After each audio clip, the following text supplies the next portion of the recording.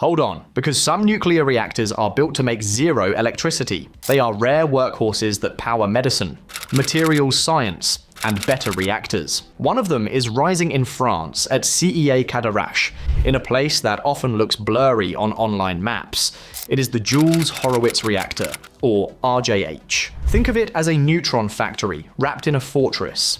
Instead of chasing megawatts for the grid, it chases a flood of neutrons for experiments. Walk with me through the buildings, the pool, the robots, and the hot cells, and you will see why this project matters. A reactor building built for the worst. Before you even talk about neutrons, you have to build a place that can survive them, and survive everything else too. At CEA Cadarache, the dominant feature is the containment, a thick, airtight shell of pre-stressed concrete that will enclose the reactor and the primary cooling circuit. This is not a normal industrial hall. You do not casually drill holes in these walls. Instead, engineers cast anchor plates into the concrete so equipment can be fixed in place without weakening the barrier. The dome is a story on its own. It was assembled on site in sectors, reinforced with steel, painted on the ground, and then lifted as one massive piece to be set in position. Around it, you can spot the hardware of pre-stressing, ducts, cables, and anchorage points that keep the concrete under compression. Then there is the ground.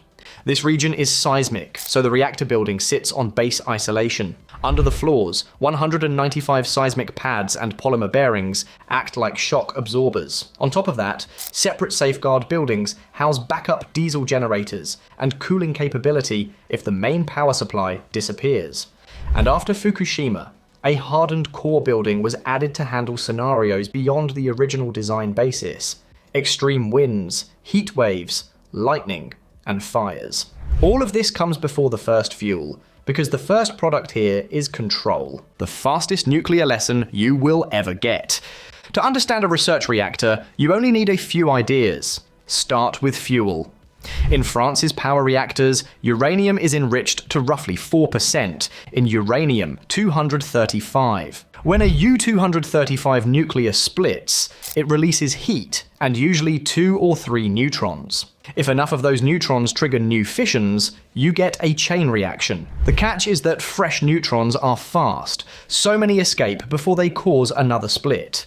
That is why reactors use a moderator, a material that slows neutrons through repeated collisions. Slow thermal neutrons are much better at sustaining the reaction in many designs. RJH uses water as its moderator, and that choice is practical. Water slows neutrons and also removes heat.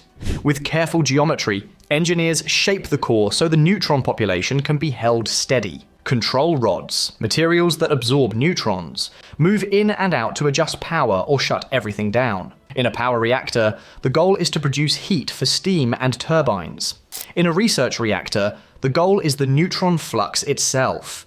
That is why RJH is designed with 2 prized zones: the core, rich in fast neutrons, and a surrounding reflector region where neutrons are slowed and guided. Experiments are placed in both zones depending on what kind of neutrons they need.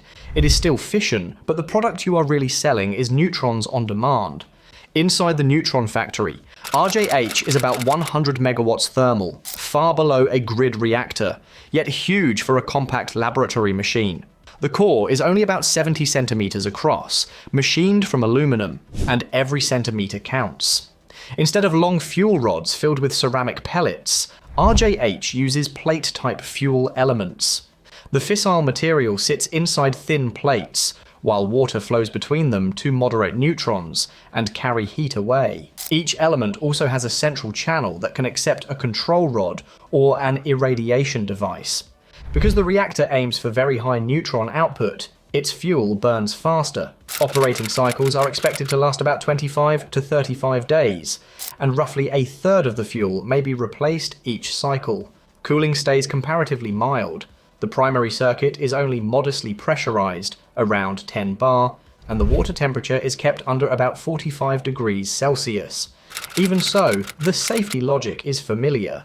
There is a primary loop, heat exchangers to a secondary loop, and then a tertiary loop. In the reactor hall, dedicated bays are reserved for 3 primary heat exchangers and 3 primary pumps, so the system keeps redundancy even during maintenance.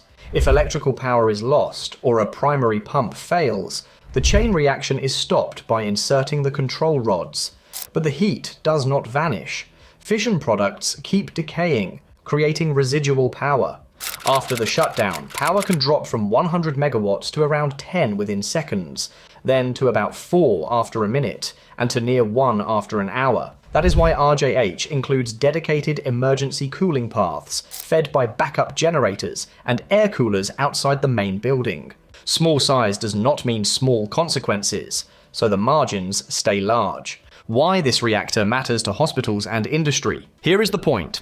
RJH exists for what neutrons can do. The first impact is medical isotopes. It will irradiate targets to produce molybdenum-99, which decays into technetium-99m, the workhorse of nuclear imaging. In a scintigraphy exam, a patient receives a tiny tracer dose, and the isotope emits gamma rays that a camera detects. Technetium-99m is prized because its half-life is about 6 hours, so the signal is useful but fades quickly. To make it, targets sit in a high neutron flux for several days.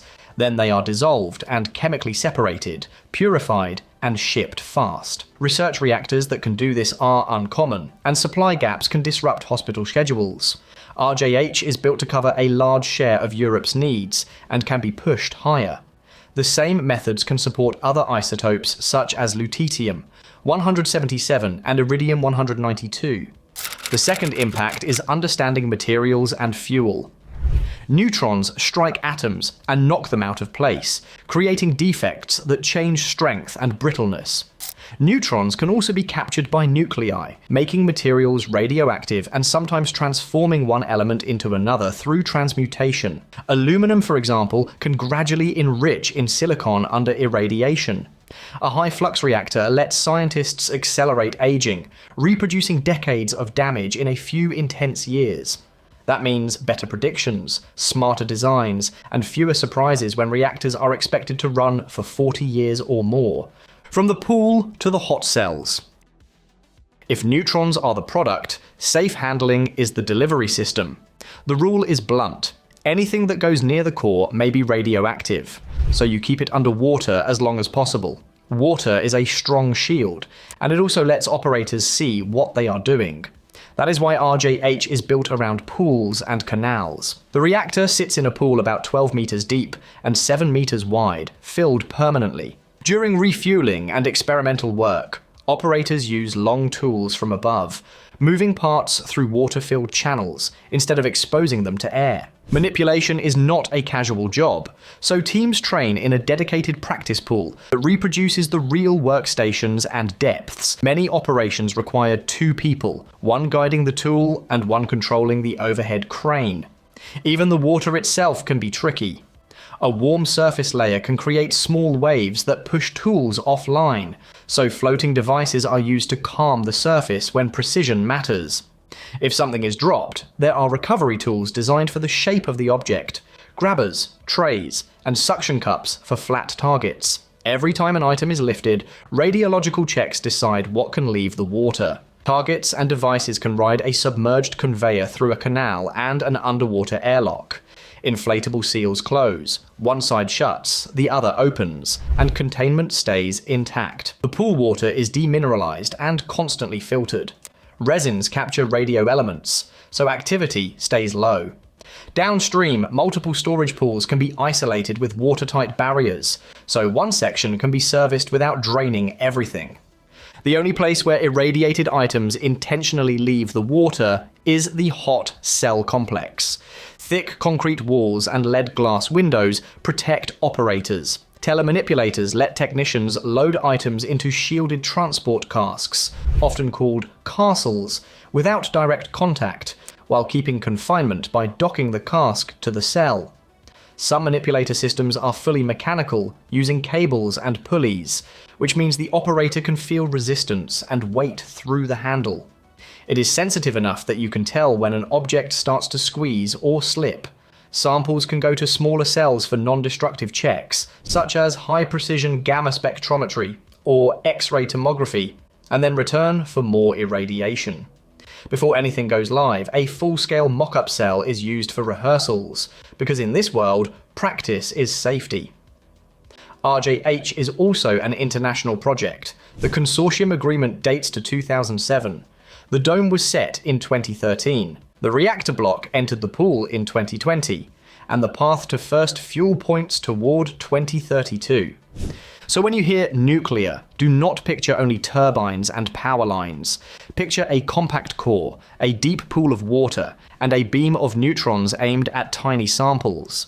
RJH is designed to keep Europe supplied with medical isotopes, to test fuels and metals under real radiation, and to shorten decades of aging into a few intense years.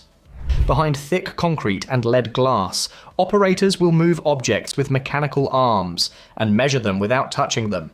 If the schedule holds, the first fuel arrives in 2032, and the first divergence follows after. That is when the real story begins.